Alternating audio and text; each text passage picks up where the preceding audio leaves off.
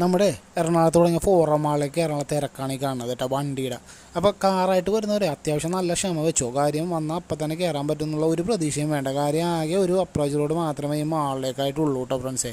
അപ്പോൾ പിന്നെ നമ്മൾ ഇതിനകത്തേക്ക് കയറി കഴിഞ്ഞാൽ ഒരു 2 ഫ്ലോറാണ് നമുക്കിത് കാണാൻ പറ്റിയത്. അതിനകത്ത് ഇവർ ഡ്രസ്സുകളും ഹോം ഡെക്കറുകളുമാണ് കയറ്റിയിരിക്കുന്നത്. മാക്സിമം ഇവർ എല്ലാം ബ്രാൻഡായിട്ടുള്ള ഐറ്റംസാണ് ഇപ്പോൾ നിലവിലുള്ളത്.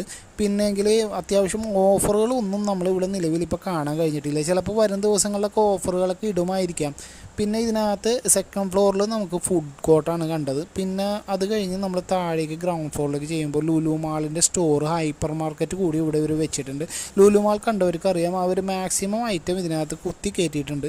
പിന്നെ കുഴപ്പമില്ല. പിന്നെ ലുലു മാൾ കണ്ടവർക്ക് ഇതൊരു ഭയങ്കര സംഭവമായിട്ട് തോന്നുമെന്ന് പ്രതീക്ഷിക്കേണ്ട. എങ്കിലും ഫാമിലി ആയിട്ടൊക്കെ പോയി കുറച്ച് നേരം സ്പെൻഡ് ചെയ്തിട്ട് വരാം. പുറത്തിറങ്ങുമ്പോഴും ആ ഒരു തിരക്ക് നമുക്ക് അനുഭവപ്പെടും.